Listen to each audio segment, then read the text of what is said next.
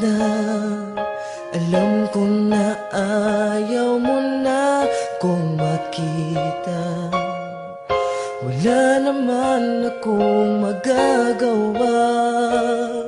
Magtitiis ako't maghihintay sa'yo.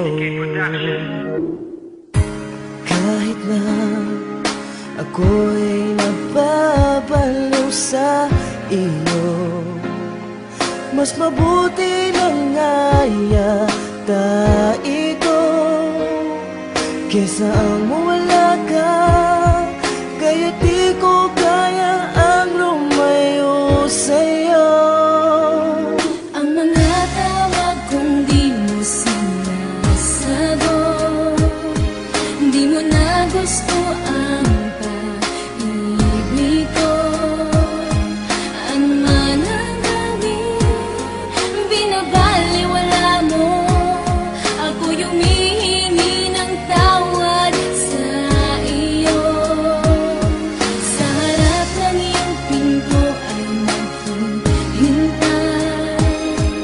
kahit na parang di mo ko nakikita.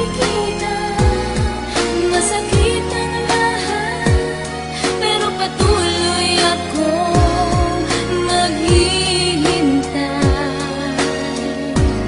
sa iyong pagbalik.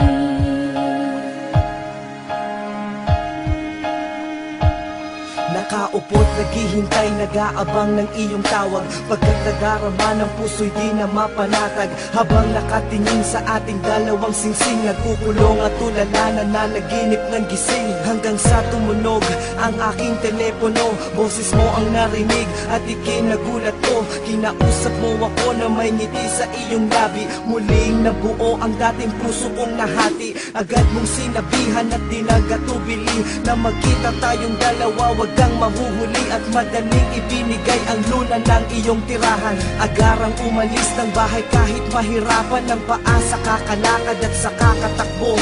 Pagod ay titiisin para lang makita ko ang babaeng kay tagal ko nang hinihintay. Huwag kang aalis dyan, malapit na ako sa iyong bahay. Ang mga tawag kong di mo sinasagot, di mo na gusto ang pag-ibig ko. Ano man ang gawin, binabaliwala mo. Ako yung humihingi ng tawad sa iyo. Sa harap ng iyong pinto ay maghihintay, kahit na parang di mo ko nakikita.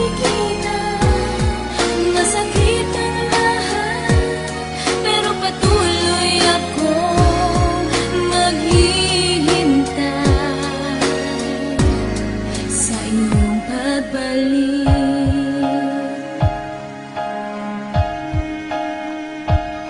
Ngayon ako'y nandito na sa tapat ng iyong pinto. Isang krimen ng bumungad at ako'y napahinto. Nagwala at sumigaw, hinarangan ng pulis. Binitbit palabas at ako'y pinaalis. Galit ay di matiis, denial ng telepono. Nagbabaka sakali na meron pang sumagot nito. Ngunit wala na, pagkat ang lagay mo ay critical. Biglang pinasok ang iyong bahay ng isang kriminal. Ang akala mo'y ako, mga mata ay tinitigan. Di nagdalawa ang isip, ang buhay mo'y kinitila. Di mapigil ang luha nitong aking mga mata. Nang gigigil sa nangyari, nais kong makita ka. Paulit-ulit na denial ang iyong numero. Galit na galit habang hawak ang telepono. Ngunit di mo na sinasagot ang aking mga tawag. Di ko man lang nasabi sa iyo na patawad. Ang mga tawag